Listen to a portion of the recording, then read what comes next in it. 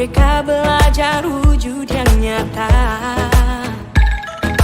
raih mimpimu juga cita-cita, generasi emas Indonesia.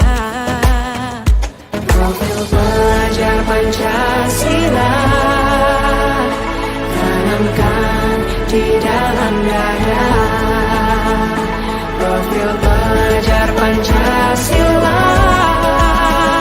cerdas berkarakter itu kita.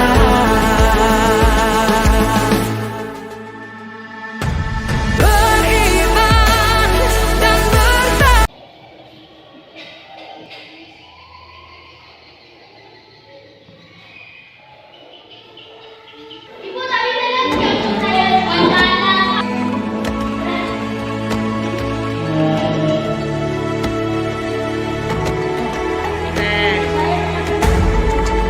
Bawah boleh airnya kalau nggak sampai.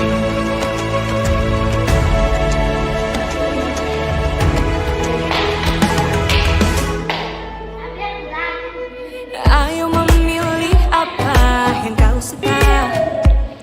Merdeka belajar wujud yang nyata.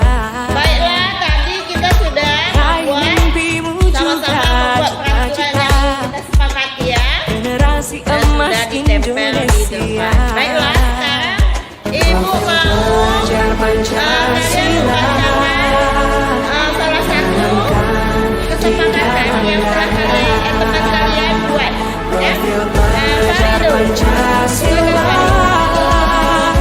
cerdas berkarakter itu kita. Boleh coba. Nanti tempel lagi ya. Ayo, berdiri yang depan. Dan bertakwa. Ayo, dengarkan.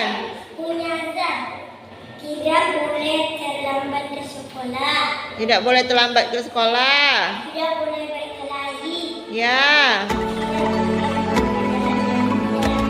ya, tidak boleh bersekongkol, ya.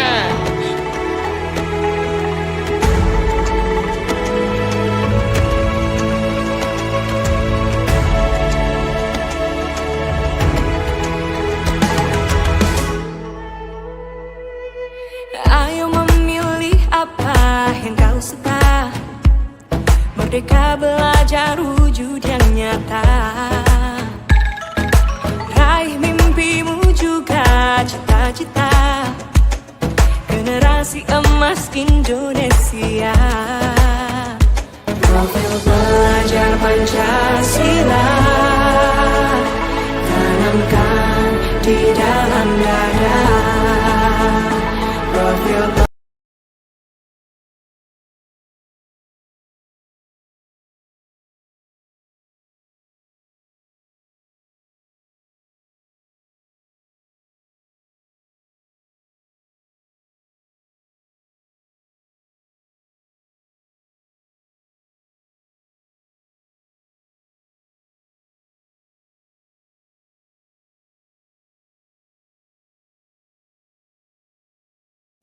Yumna tahu nggak kenapa Ibu panggil? Kenapa?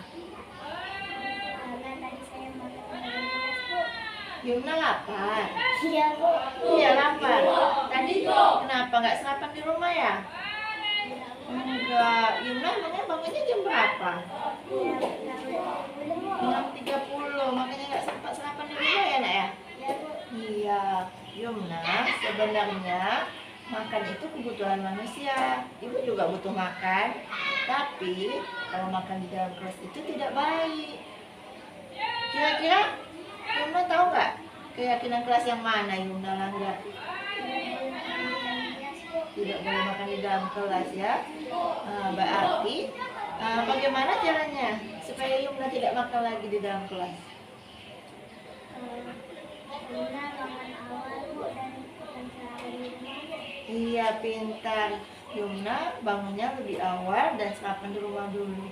Kira-kira siapa nih yang bisa bantu Yumna untuk bangun lebih awal? Saya, Bu. Mama Yumna. Baik, berarti Yumna minta tolong sama mamanya untuk bangunkan lebih awal. Kemudian sarapan di rumah. Iya, berarti Yumna Besok-besok bisa memperbaiki. Bisa Bu. Oke, baik.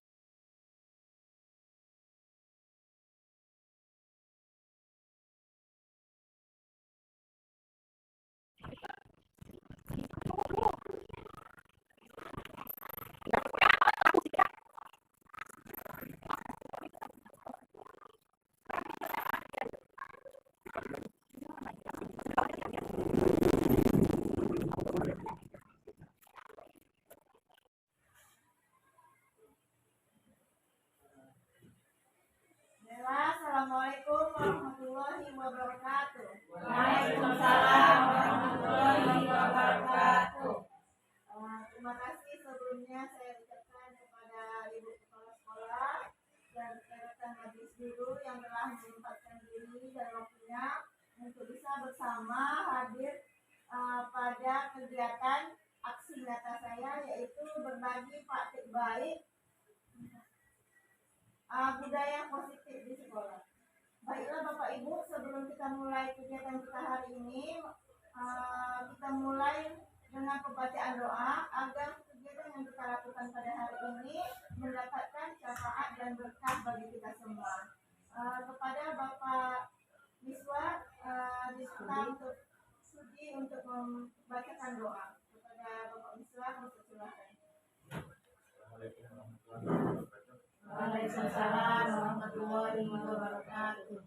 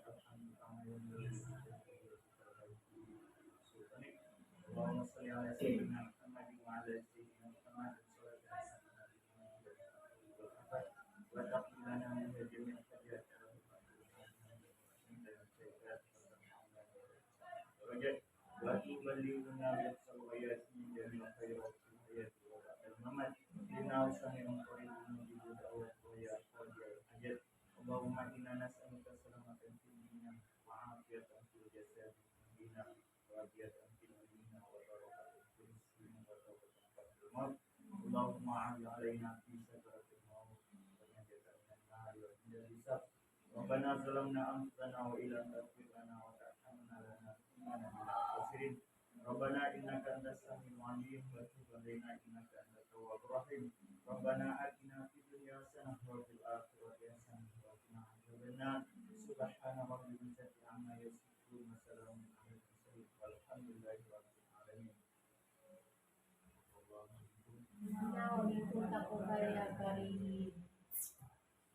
Alhamdulillah, terima kasih diucapkan kepada Pak Iswa yang telah memberikan doa. Semoga kegiatan kita pada hari ini mendapatkan praktik baik yang bisa kita aplikasikan dalam proses pembelajaran kita. Baiklah, sebelum kita mulai, kami mohon saya minta untuk kepala sekolah Ibu Sumiati untuk bisa memberikan sambutan pada kegiatan hari ini. Kepada Ibu silakan.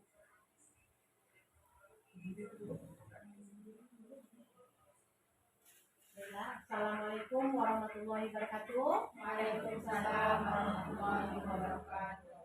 Alhamdulillahirabbil alamin wassalatu wassalamu ala asrofil anbiya'i wal mursalin wa ala alihi washabbihi ajmain. Amma ba'du. Puji syukur kepada Allah Subhanahu wa taala karena pada pagi hari ini kita bisa melaksanakan kegiatan praktik baik ya yang dilaksanakan oleh salah seorang majelis guru kita, yaitu Ibu Elvida SPD yang sedang melaksanakan kegiatannya, yakni guru penggerak.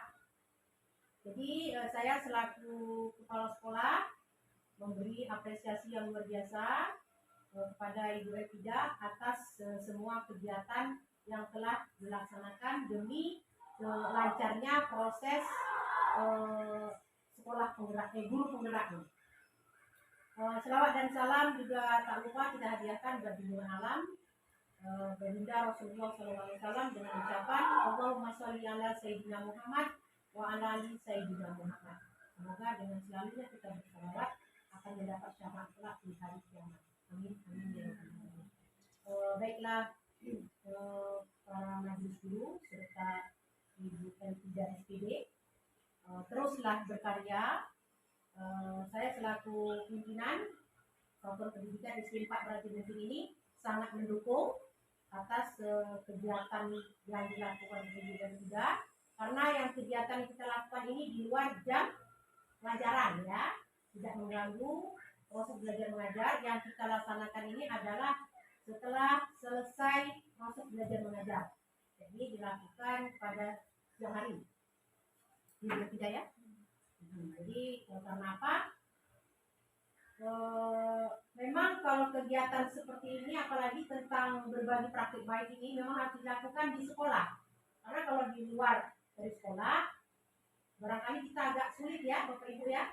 Karena masing-masing kita kalau sudah sampai di rumah itu tidak akan mudah ya, karena kita masing-masing punya tanggung jawab dan kesibukannya, mana yang mengurusi anak, suami ya, semuanya lah dan lain-lain. Nah, jadi kiranya cukup di sini.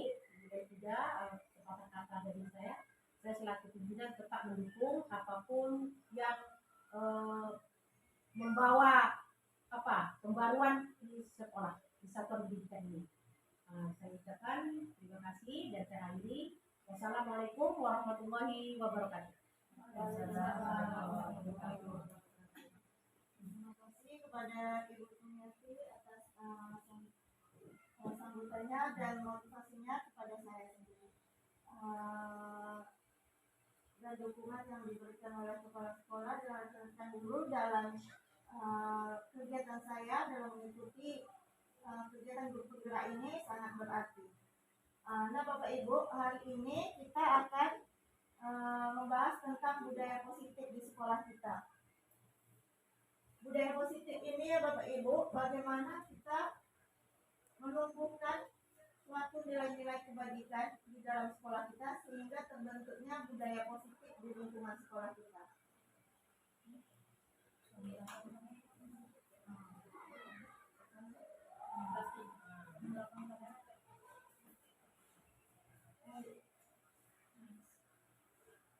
Baiklah Bapak Ibu, di dalam budaya positif sekolah ini ada yang pertama yaitu tentang disiplin positif. Yang kedua yaitu motivasi, hukuman dan penghargaan institusi. Yang ketiga kebutuhan dasar manusia. Yang keempat keyakinan kelas. Yang kelima restitusi yaitu 5 posisi kontrol dan segitiga restitusi. Baiklah kita lanjut yang pertama yaitu disiplin positif.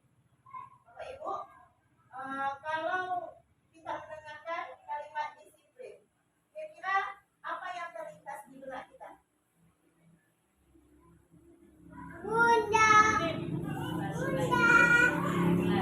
Peraturan di kelas. Iya. Disiplin. Kalau kita mendengar kata disiplin, tentu ada terlintas di benak kita mengenai peraturan ya Bapak Ibu. Kemudian aturan. Dan juga ada hukuman. Nah, di sini untuk menerapkan sebuah disiplin positif harus berasal dari motivasi internal. Tidak bisa melalui sebuah hukuman maupun peraturan-peraturan.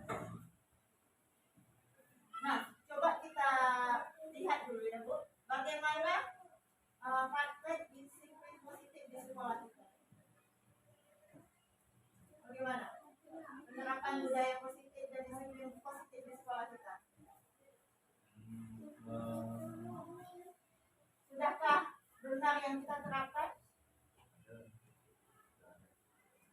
Sudah ada ya Bapak? Contohnya seperti apa disiplin positif yang Bapak terapkan? Dalam kehidupan Dalam waktu. ya, benar. Ya, di sekolah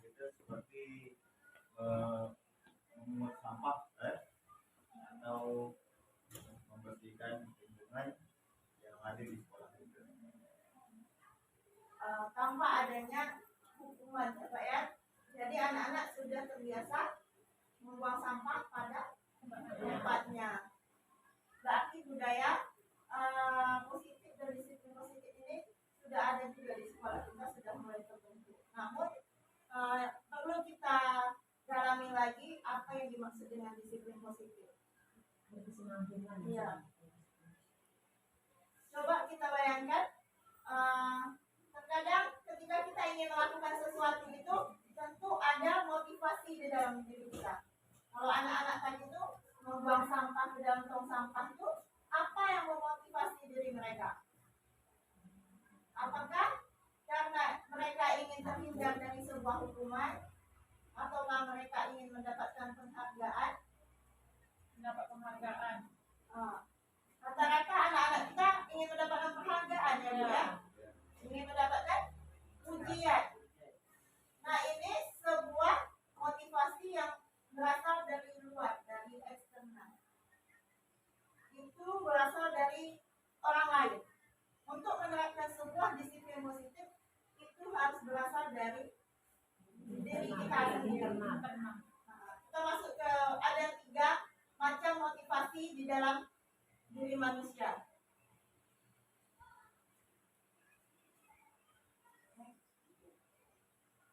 Yang pertama yaitu untuk menghindari ketidaknyamanan atau hukuman. Ini adalah motivasi yang tingkatnya, kalau tingkatnya Bapak Ibu, ini adalah motivasi tingkat terendah. Anak-anak atau diri kita sendiri, ketika kita ingin melakukan sesuatu, motivasinya karena ingin menghindari hukuman. Jadi itu faktornya eksternal. Kalau saya tidak melakukan ini, apa yang akan terjadi kepada diri saya? Jadi karena faktor eksternal. Ketika anak-anak buang sampah tidak pada tempatnya, nanti saya bakal kena hukuman, disuruh berdiri di lapangan. Nah, ini motivasi karena adanya faktor dari luar. Yang kedua yaitu motivasi untuk mendapatkan imbalan atau penghargaan. Kalau yang untuk yang ini satu tingkat di atas motivasi yang pertama, yang untuk menghindari hukuman. Kalau ini dia ingin mendapatkan penghargaan, tingkat lebih di atas, karena ia ingin mendapatkan Penilaian dan penghargaan. Mendapatkan pujian. Kalau ini kira-kira motivasinya internal apa eksternal? Mendapatkan imbalan. Kira-kira ini motivasinya dari eksternal apa Eksternal. Iya, benar sekali. Tetap eksternal. Masih mengharapkan adanya orang lain, ya. Orang lain memberikan pujian, imbalan, hadiah, minta pamrih. Jadi bukan karena dari dalam dirinya sendiri. Untuk yang terakhir yaitu untuk menjadi orang yang merdeka dan menghargai dirinya dengan nilai-nilai yang ia yakini. Ya, benar Ibu. Ini adalah tingkat tertinggi dalam motivasi seseorang. Kalau sudah tercipta motivasi yang ini, budaya positif di sekolah kita akan mudah untuk kita munculkan, kita budayakan. Karena ia berasal dari dirinya sendiri. Akan jadi seperti apa jika saya melakukan ini? Kepuasan batin. Iya. Karena ia ingin melakukan apa yang ia yakini baik. Bukan karena adanya si A, si B yang akan memberikan imbalan atau hukuman. Nah, di sini motivasi yang ketiga inilah yang ingin kita munculkan kepada peserta-peserta didik kita maupun terhadap diri kita sendiri. Coba sekarang saya minta Bapak Ibu sama sebelahnya, coba Ibu, Bapak Ibu guru bayangkan menggenggam sesuatu yang sangat berharga di tangannya. Kalau Ibu Alang genggam, Ibu Nazira coba buka. Ibu tidak berpasangan. Seorang yang menggenggam, yang seorang lagi membuka. Coba dibayangkan yang digenggam adalah sesuatu yang sangat berharga. Coba, maukah Ibu membukanya? Coba Ibu bukakan genggaman genggamannya, Bu? Coba, mau dibujuk, mau nak dihukum, dicubit, bagaimana cara ibu ingin membuka genggaman kawannya tuh?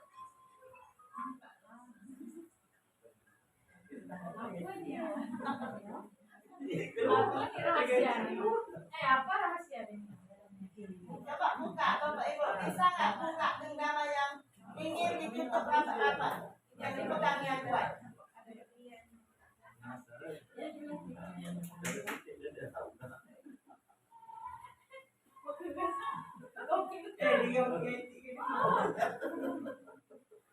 Jadi dipaksa Bu. Boleh, mau secara paksaan, mau dikasih hadiah, ujian, bebas. Dipaksa dulu. Coba cara yang mana yang berhasil Ibu lakukan? Ibu Nazila ada berhasil Bu buka Bu? Aku nggak sekali lah berbagi. Dengan suka rela berbagi. Oleh ini terus kayak gitu Bu. Dan tidak melakukan Bu. Saya tidak bisa memaksa ya. Tidak bisa Bu. Iya. Dengan paksaan tidak bisa. Tidak bisa. Dengan pujian tidak bisa juga. Nah seperti itulah Bu hati manusia ya.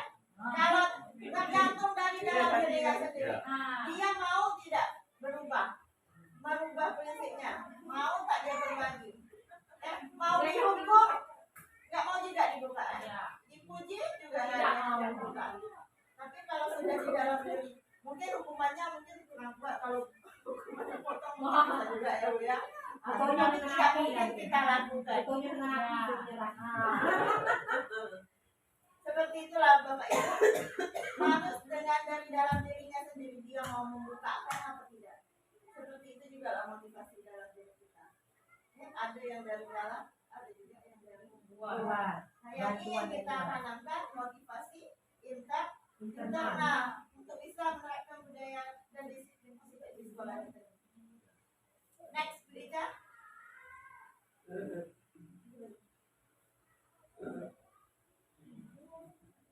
Nah, untuk hukuman dan konsekuensi, di sini saya ada membuat kolom. Coba Bapak Ibu tunjukkan yang mana hukuman dan yang mana konsekuensi. Nah, seperti kita lakukan di sekolah, apakah yang Bapak Ibu lakukan itu sebuah hukuman, apa konsekuensi? Pernah nggak dilakukan ini? Yang pertama, mencatat 100 kali di dalam buku kalimat saya tidak akan terlambat lagi karena terlambat ke sekolah. Hukuman. Karena kenapa hukuman Bapak Ibu? Karena dia itu ada efek jerah. Ada hukumnya pada saya tidak akan pada menulis 100 kali. Nah, mencatat 100 kali. Hukuman ya Bapak Ibu ya, baik. Kita lanjut yang kedua, lari mengelilingi lapangan basket 2 kali karena terlambat hadir di sekolah. Hukuman lagi. Membersihkan coretan yang dibuatnya di meja tulis. Konsekuensi. Ya, benar. Konsekuensi ya. Yang selanjutnya, murid diminta push up 15 kali karena tidak menggunakan masker ke sekolah. Hukuman. Menggantikan kertas tugas teman yang telah dicoret-coret. Benar sekali. Pintar-pintar Bapak Ibu ya, Mbak Aki. Pemahaman kita mengenai hukuman dan konsekuensi ini sudah tepat. Berarti kalau dia tidak relevan dengan kesalahan itu merupakan hukuman. Berarti pemahaman kita mengenai hukuman dan konsekuensi sudah benar. Kita lanjutkan. Baiklah Bapak Ibu, kita masuk lagi ke budaya positif yang selanjutnya, keyakinan kelas. Bapak Ibu sudah ada yang membuat keyakinan kelas? Sudah sesuai belum dengan langkah-langkahnya? Sudah. Ya Bapak Ibu ya. Yang pertama, Kita sudah pernah ini kan? rata-rata sudah melakukan kebutuhannya. Coba kita bahas lagi, apakah sudah sesuai dengan langkah-langkahnya Bapak Ibu ya. Yang pertama itu memberi kesempatan kepada semua siswa untuk berpendapat tentang peraturan yang disepakati. Bapak Ibu sudah melakukannya? Sudah. Sudah diberi kesempatan kepada semua murid yang ada di kelas ya Bapak Ibu ya? Iya. Berarti sudah dilakukan. Yang kedua, mencatat semua masukan siswa di papan tulis. Sudah. Sudah. Sebelum buat paket je, mungkin dulu lah. Ya, menulis di mana kalau Bapak Ibu kalau di kelas kayak gimana tuh menerapkannya? Di papan tulis. Di papan tulis. Apa pakai sticky note, kasihan anak untuk membuat? Apa langsung di Kalau papan kelas tulis? tinggi bisa lah kasih stigma, tapi kalau kelas rendah tidak, kita yang belum. Kalau Ibu langsung ke papan tulis. Kalau Kalau kami siswa yang nulis ke papan tulis. Baiklah, yang selanjutnya menyusun keyakinan kelas sesuai dengan pembentukan keyakinan kelas. Mengubah kalimat negatif menjadi kalimat positif. Kalimat negatif ini Bapak Ibu contohnya tidak ada kata tidak dan kata jangan. Jangan membuang sampah sembarangan, dirubah menjadi kalimat yang positif. Buang sampah pada tempatnya. Iya, benar sekali. Jadi kalimat yang dibentuk itu semuanya kalimat yang positif, yang membangun Bapak Ibu. Kemudian meninjau kembali daftar yang telah dicatat dan mencari nilai-nilai kebajikan. Nilai-nilai kebajikan tentang tidak boleh mengejek teman, tidak mengambil barang milik teman, itu bisa dijadikan satu nilai kebajikan, menghargai orang lain. Jadi Bapak Ibu, nilainya tuh jangan banyak-banyak, jangan sampai 20 nilai keyakinan di kelas. Cukup sedikit tapi anak bisa mengingat dan memahaminya serta mengaplikasikannya di kelas kita. Kemudian Bapak Ibu apakah sudah menempelkan di dinding kelasnya masing-masing keyakinan kelasnya? Sudah. Mantap ya Bapak Ibu ya. Baiklah, untuk keyakinan kelas kita tengok itu video saya ya Bapak Ibu, kemarin saya menerapkan di kelas 5.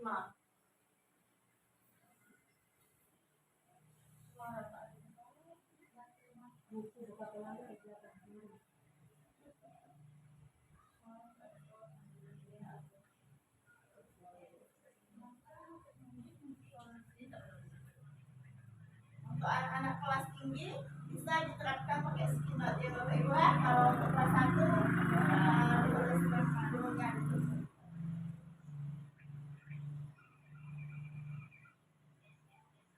Jadi ketika anak-anak itu melakukannya Bu, kalau dia yang membuat sendiri, dia lebih mengingatnya.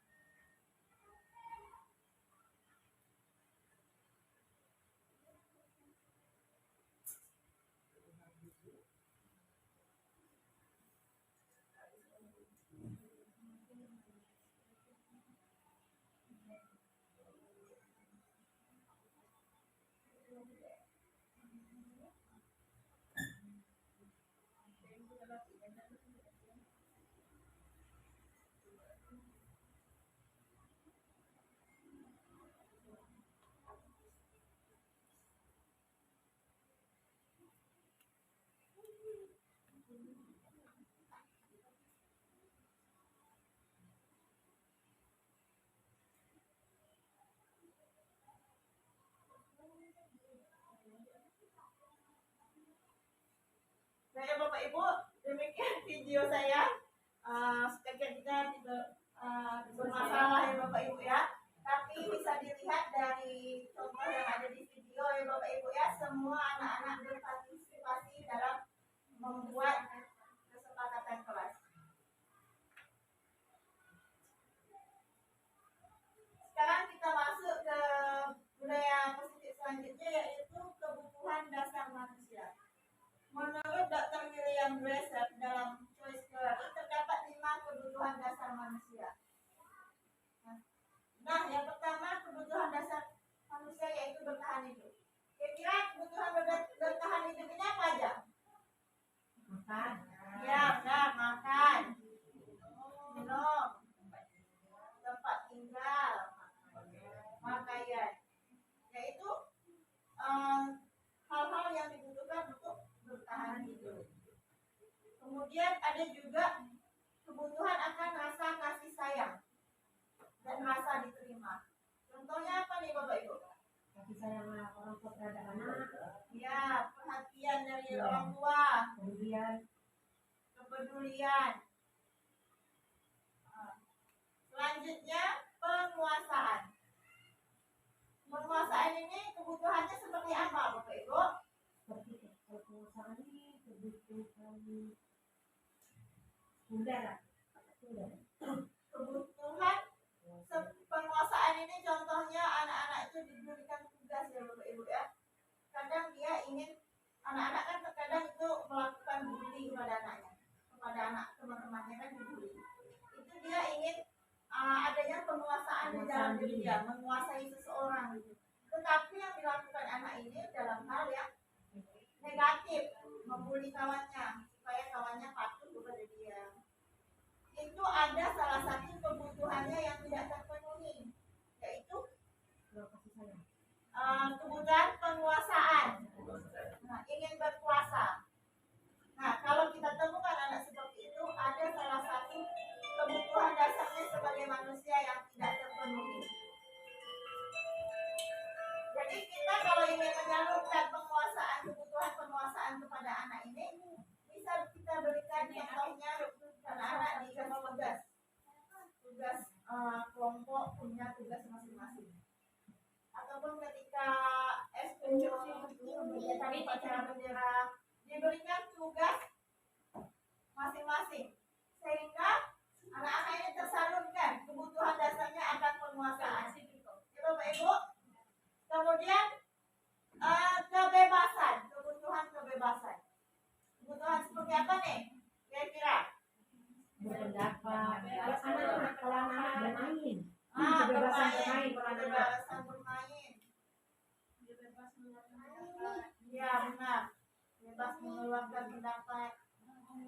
Ya kebebasan ini terkadang anak-anak maunya bermain, tapi kita di sekolah suruhnya makan, terus belajar. Nah, kita bisa menyalurkan kebutuhan dasar dia akan kebebasan ini. Contohnya anak-anak muak di Bapak Ibu belajar di dalam kelas.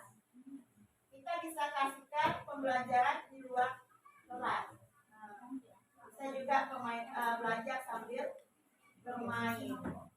Sehingga kebebasan dia, kebutuhan dia akan kebebasan itu terpenuhi. Yang terakhir kebutuhan dasar manusia yang terakhir yaitu kesenangan. Kebutuhan kesenangan ini seperti apa Bapak Ibu? Solid, membawa jalan ke rekreasi, gitu kan? Iya.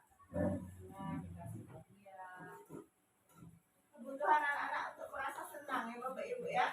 Jadi kalau kasih tujuan saat mereka ini kan prestasi, contoh dapat juara kelas. ya benar.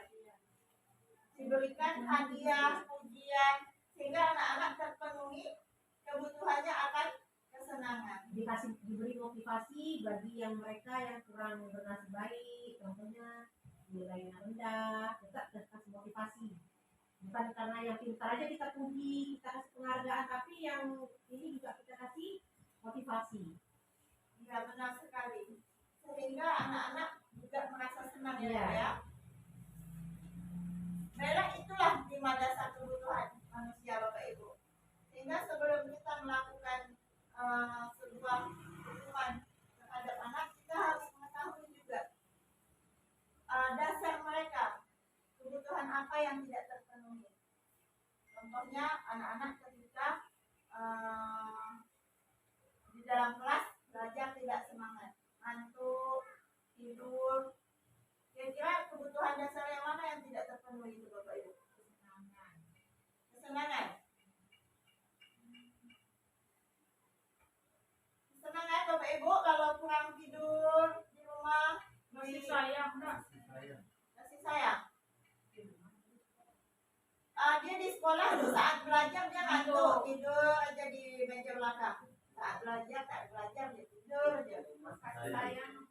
kurang Kasih sayang. kasih sayang, kurang perhatian.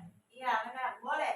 Kurangnya kasih sayang, kurang perhatian. Kurang perhatian mungkin anaknya nonton tengah malam tak dibeli kan?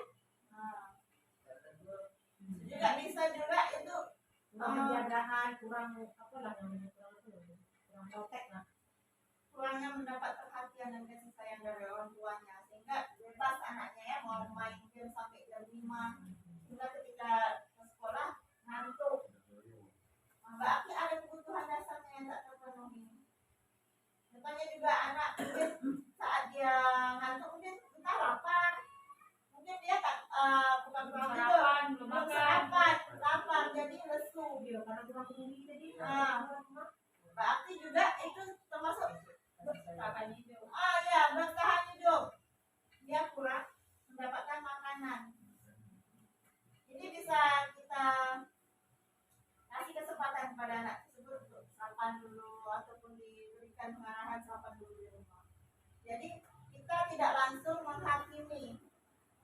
Kita cari dulu. Nah, kita cari dulu apa penyebab anak melakukan itu. Tentunya manusia itu setiap melakukan tindakan itu pasti ada yang mendasari sebuah tindakannya. Kita lanjut. Kita masuk ke 5 posisi kontrol dulu. Nih Bapak Ibu, kita mempunyai posisi kontrol 5 ya Bapak Ibu, yang sering kita terapkan di sekolah. Yang pertama yaitu posisi kontrol penghukum. Kira-kira pernah nggak kita melakukan posisi yang pertama ini, posisi penghukum? Pernah nggak Bapak Ibu? Nah, Pernah, rata-rata pernah semua ya Bapak Ibu ya. Peraturan hukum ini kemungkinan anak murid itu kalau dihukum terima atau dia tambah marah Bapak Ibu? marah. Tambah marah ya, Ya, tambah keras. tambah keras. Mungkin kadang-kadang ban Hondanya dikompresin. Di itu ya sebelum pulang sekolah tiba-tiba ada pemberontakan yang ada di dalam diri anak jika kita menerapkan posisi kontrol penghukum ini tadi. Ada kita juga keras menghakimi, contohnya patuhi aturan saya atau awas. Contohnya kamu selalu saja buat salah. Nah ini adalah ciri-ciri posisi kontrol penghukum. Hasilnya anak bisa memberontak, mendendam ya Ibu ya, muncul dendam di dalam diri anak ketika kita menerapkan posisi kontrol penghukum. Kita lanjut lagi. Yang kedua, pembuat rasa bersalah. Pembuat rasa bersalah ini suaranya lebih lembut Bapak Ibu. Kalau penghukum tadi keras suaranya. Kalau pembuat rasa bersalah ini suaranya lembut, menggunakan keheningan untuk membuat orang lain merasa tidak nyaman. Kata-kata lembutnya nih, ibu kecewa sekali sama kamu nak. Bagaimana lah nanti perasaan orang tua kamu kayak gini. Sehingga efek yang dihasilkan murid merasa memiliki penilaian yang buruk pada dirinya.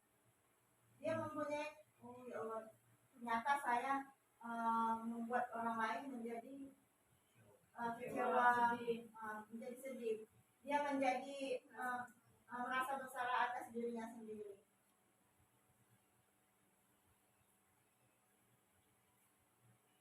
Ini contohnya Bapak Ibu, kata-katanya berapa kali Bapak Ibu harus ngasih tahu kamu kamu lagi. Nanti ibu yang dimarahin sama ibu kepala sekolah kalau kamu kayak gini terus. Kira-kira kalau yang seperti ini anak-anak besok-besoknya buat lagi apa enggak? Tergantung pada emosi anak. Ada kadang anak tuh dia tidak, karena di rumah sudah biasa dengan bahasa kekerasan, begitu di sekolah buku pakai enak bagi mereka tuh aneh. Ibu ini ngomong apa? Sementara di rumah mungkin udah biasa pakai bahasa keras. Nah, jadi makanya kalau mendidik anak ini memang harus ada ini antara orang tua dengan guru. Itu anak kalau dia sudah terdidik biasa di rumah, didikannya bagus, insya Allah di sekolah itu guru tidak akan kesulitan. Itu sudah melalui penelitian ya. Tapi kalau di istilahnya itu kan bahasa itu kan. Kadang di rumah kita pakai dengan anak, nak. Dia mungkin di rumah ada mungkin pakai bahasa kaki empat atau apa kan. Istilahnya gitulah. Kalau Tidak-tidaknya mengurangi rasa kekerasan yang ada di sendiri ya. Karena dengan bahasa yang lembut tadi sopan santun tadi. Ya. Kalau udah anak di rumah sopan santun, cara didiknya di sekolah pasti dia terbawa. Insya Allah tidak akan berubah. Jarang ya. Kadang ada juga anak kalau kita lembut bunyi tapi malahan sama janji ada Ya, jangan jangan apa kalau ada efek jerahnya gitu. Kalau kita lembutkan ada mau pikir mak aku atau ibu tak malah gitu. dia tergantung itu tadi ya, tergantung. Malahan kadang bisa tambah janji dia tambah buku gitu buat sesuatu gitu karena pernah yang baca buku gitu kan soal penjahat memang penjahat pembunuh pencuri Tapi dia di rumah Amerika dihukuman mati. Kenapa dihukuman mati? Jadi terakhir sama polisi apa yang mau terakhir dibuat surat apa isinya? Sedih baca isinya. Saya bersikap seperti ini karena ibu. Kenapa kan ibu? Setiap saya membawa barang, ibu tidak pernah marah, tidak pernah bertanya. Setiap saya buat kesalahan, ibu tidak pernah marah. Makanya saya bersikap seperti ini. Makanya saya pernah baca di buku seperti itu. Memang dia memang penjahat besar sampai dia dihukum mati. Itu kejadiannya di Amerika. Itu memang kisah nyata. Makanya siswa atau anak kita sendiri harus ada efek jerahnya. Gitu. Jangan dia harus ada inilah, ada setimbal balik gitu.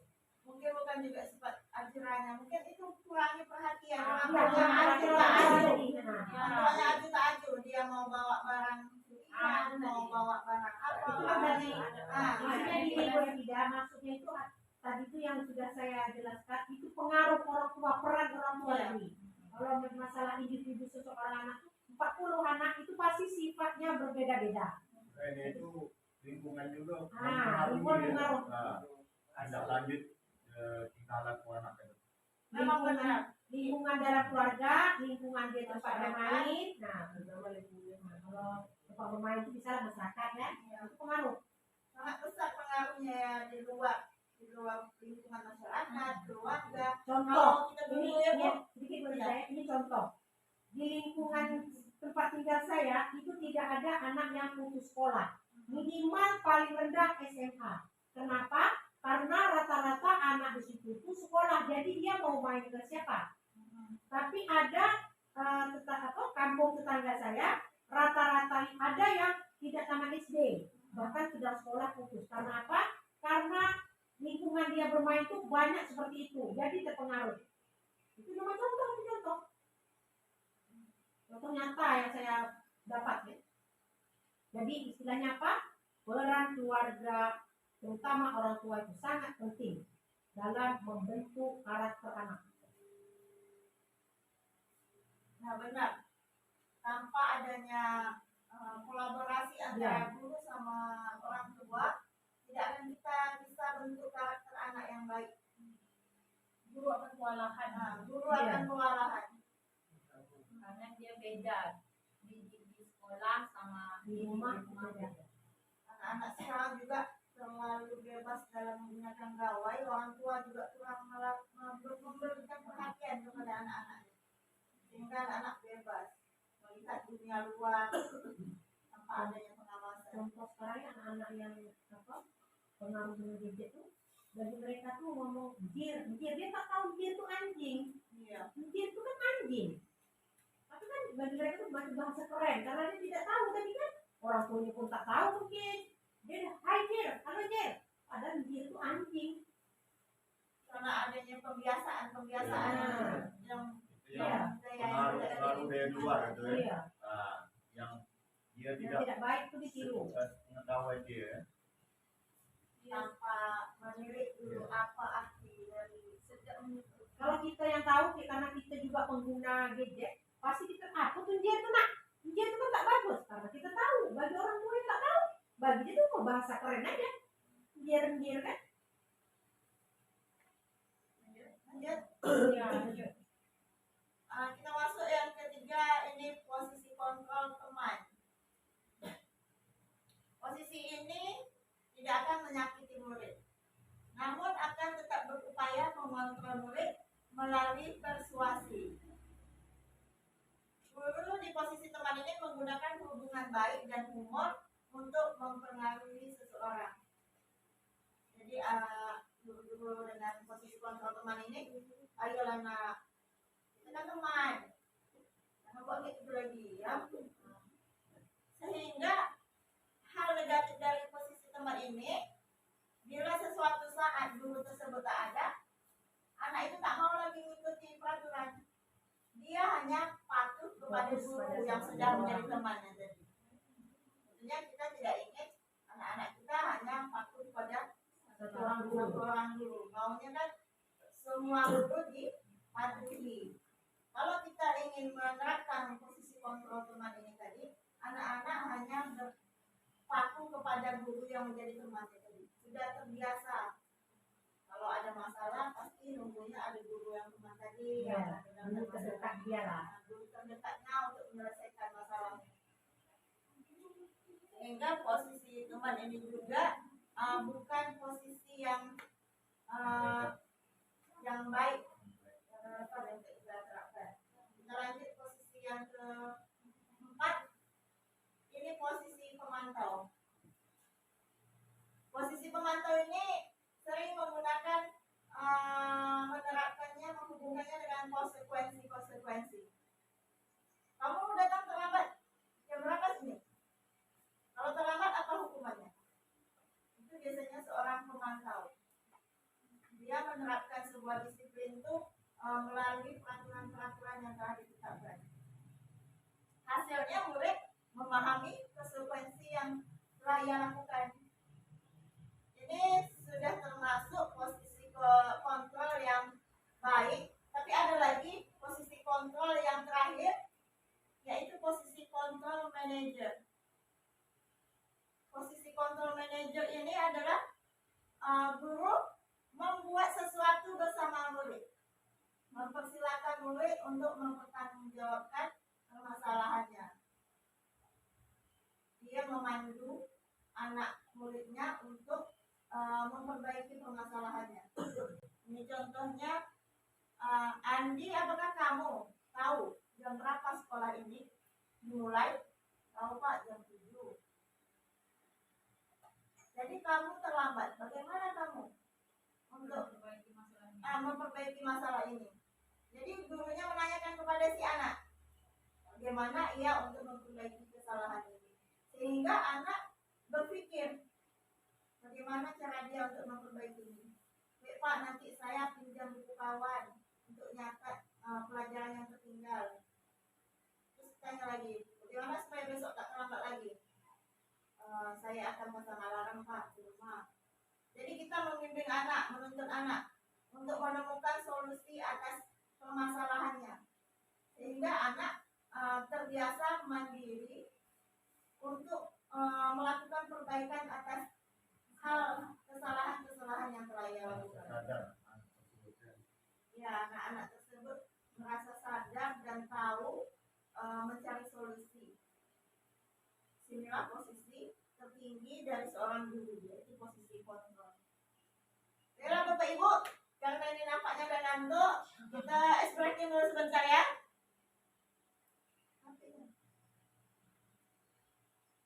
Berdiri dulu semuanya Bapak Ibu.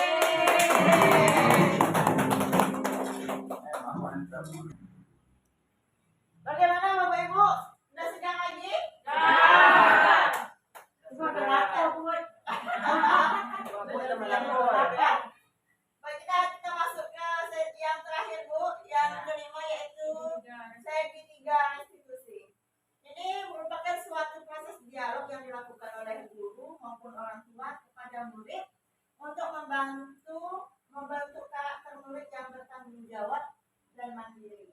Ada 3 tahapan dalam segitiga restitusi itu. Yang pertama, menstabilkan identitas.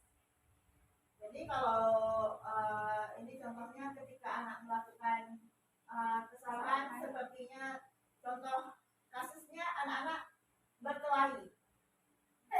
Ini Bapak Ibu bisa panggil anaknya ke dalam kantor, kemudian menerapkan langkah yang pertama, yaitu menstabilkan identitas. Stabilkan dulu. Anak-anak kan kalau berkelahi kan lagi emosi, kan lagi memuncak tuh kan, lagi emosi. Jadi kita stabilkan dulu.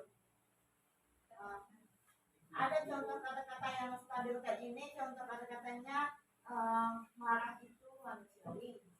Kamu lagi marah, nak? Kenapa marah? Ini Bu, marah itu manusiawi, nak. Ibu juga pernah marah. Tapi kalau kamu marah seperti ini, marah yang tidak baik.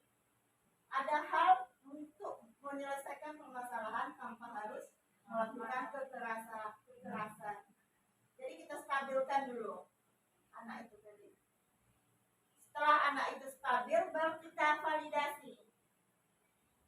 Validasi tadi, kamu kenapa berkelahi dengan si Dani? Yang kamu lakukan itu tidak benar. Kalau kamu marah, ada hal menyelesaikan masalah tanpa harus marah. Kalau berkelahi itu hal yang tidak benar.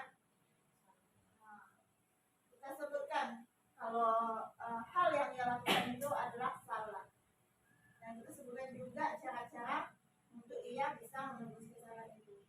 Divalidasi tindakannya. Jadi anak setelah dia stabil emosinya, barulah kita bisa menjelaskan kalau tindakan yang dia lakukan itu salah. Jadi kalau anak langsung datang dalam keadaan marah tanpa kita stabilkan, nggak akan masuk itu. Apapun yang kita ucapkan nggak akan masuk. Pasti dia masih dengan emosinya. Iya. Kata mau dengar dia tuh, pasti dia mau menumpuk kepalanya juga tuh. Emosinya Nyalahkan kawannya. Menyalahkan kawannya. Dapat tuh puas ya. Jadi kita stabilkan dulu identitasnya, kita stabilkan dulu emosinya. Kemudian baru kita validasi tindakan yang dia lakukan salah. Kemudian kita menanyakan keyakinan. Kita kan sudah menerapkan kesepakatan kelas dan keyakinan kelas. Nah, jadi ditanyakan sama anak itu, kalau kamu berkelahi, bertumpuk, kamu berarti melanggar keyakinan kelas kita yang mana? Anak-anak kalau sudah membuat keyakinan kelas, hal-hal yang ia yakini, otomatis ia menghargai apa yang ia lakukan. Tapi itu mungkin tidak seluruhnya, tapi bisa kita terapkan.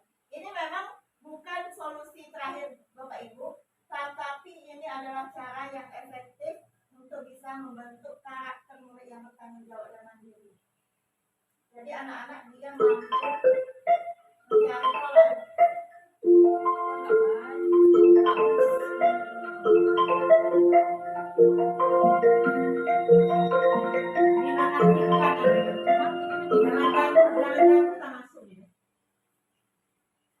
Maaf ya Bapak Ibu ya, ada kendala sedikit. Kita tengok dulu Bapak Ibu video penerapan segitiga restitusi yang saya laksanakan. Jangan. Ini kan tunggu video untuk mereka. Ibu tahu nggak kenapa diulang? Baiklah Bapak Ibu, layar ini. Ini ada ya. Bapak Ibu, ini contoh video restitusi yang saya terapkan kepada anak kelas 3 si Yumna karena ia makan di dalam kelas. Jadi ini contoh penerapan segitiga restitusi yang saya lakukan terhadap Yumna yang makan di kelas.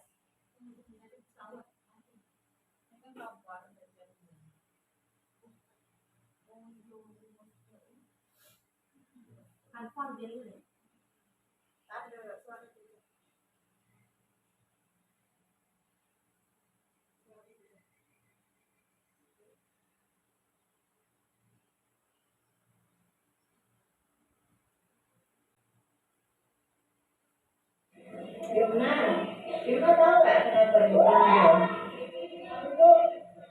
Kenapa? Yumna nakal. Iya nakal.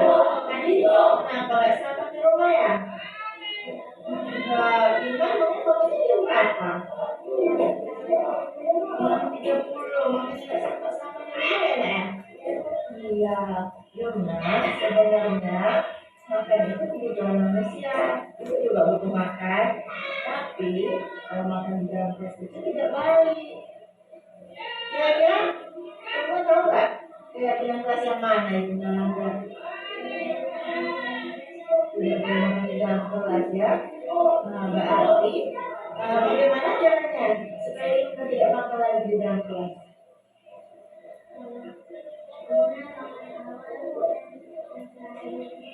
Iya, pintar. Yumna bangunnya lebih awal dan makan di rumah dulu. Kira-kira siapa nih yang bisa bantu Yumna untuk lebih awal?